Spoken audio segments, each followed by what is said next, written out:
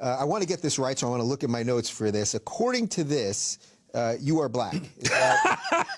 Is that correct? That is correct. That is correct. Okay. Not African American. That's not a term I like. How come you don't like the term African Ridiculous. American? I was born and raised in America. I've never been to Africa. Why am I an African American? Most of my people have been here longer than most of the other people in this room. Yet most people don't have a hyphen.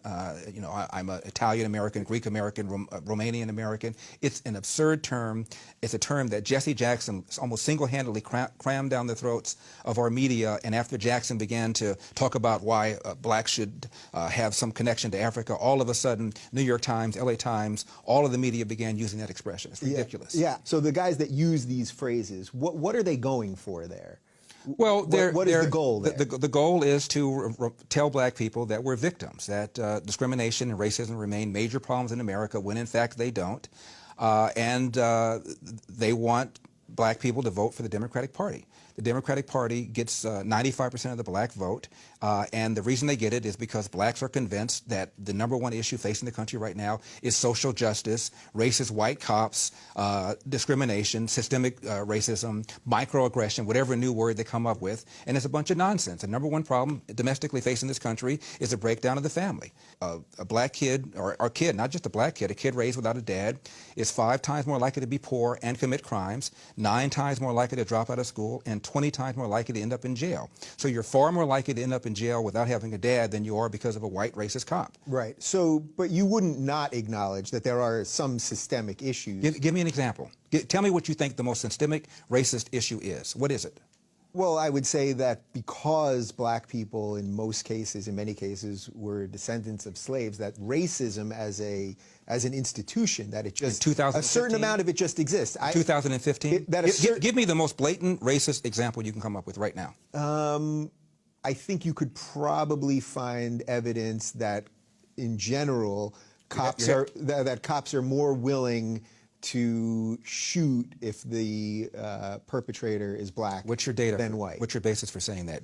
Last year... Well, look, I know a lot of people would say, look what's going on in Chicago. I know what they would say. Yeah. I'm talking about what the facts are. 965 people were shot by cops last year and killed. 4% of them were white cops shooting unarmed blacks. In Chicago in 2011, 21 people were shot and killed by cops. In 2015, there were 7. In Chicago, which is a third black, a third white, and a third Hispanic, 70% of the homicides are black on black. About 40 per month, almost 500 per year last year in Chicago, and 75% of them are unsolved. Where is the Black Lives Matter on that? The idea that a racist white cop shooting unarmed black people is a peril to black people is BS. It's complete and total BS. And the reason for these so-called activists saying this is the assumption that racism remains a major problem in America. The media, CNN, especially MSNBC, runs down whenever a black cop shoots somebody, and it's some march on Washington. It's ridiculous. Black people, half the homicides in this country are committed by and against black people. Last year there were 14,000 homicides. Not talking about suicides, I'm talking about homicides. Half of them were black, 96% of them black on black of that 7,000. Where's the Black Lives Matter people on that? In Baltimore, where Freddie Gray was killed, Freddie Gray died in a van, I shouldn't say was killed, died in a van. Yeah. You have a city that's 45% black. City council is 100% Democrat. The majority of city council is black. The top cop at the time was black. The #2 cop was black. The majority of the command staff is black. The mayor is black. The AG is black. And yet here we are talking about racism. I mean, it's absurd. And in the last 30 or 40 years, the percentage of suspects killed by cops who are black has declined 75%. However, the percentage of whites killed by cops has flatlined. Yeah. And so, if anything, people are more concerned about shooting black people for fear that they're going to be called racist. And almost every one of these incidents, whether it's Eric Gardner in New York, who died because he was selling Lucy's and resisted arrest, whether it's Tamir Rice in Cleveland, who was twirling around the gun, whether it's Michael Brown in Ferguson, who had just committed a strong-arm robbery, almost every one of these incidents involved somebody resisting arrest. Why don't you just do what the police tell you? My dad said, when I get pulled over, have my hand at 10 o'clock, have my hand at 2 o'clock, say yes, sir, say no, sir, make sure my paperwork is in order, and if I feel the cop is mistreating me, get a badge number and deal with it later on.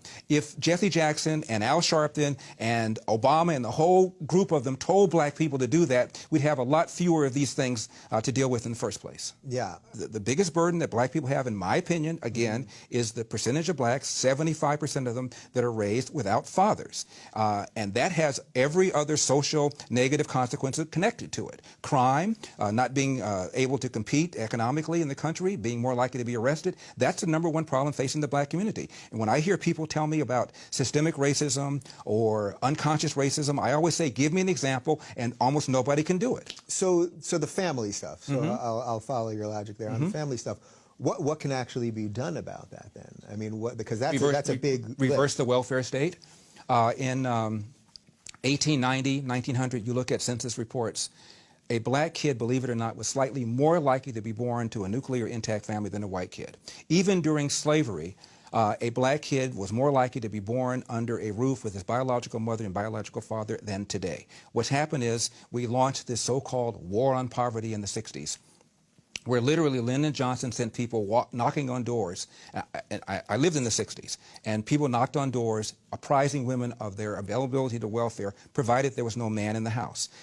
And we went from 25% of blacks being born outside of wedlock in 65 to 75% right now. And you look at how much money that we spent on welfare, and the lines are parallel. It was a neutron bomb dropped on this country, not just on the black community, but on people in general. At one time, only about 5% of whites were born outside of wedlock. Now 25% of whites are born outside of wedlock. It is the #1 problem in this country, and what we've done, in my opinion, is we've economically incentivized women to marry the government, and we've allowed men to abandon their financial and moral responsibility. And now we have this.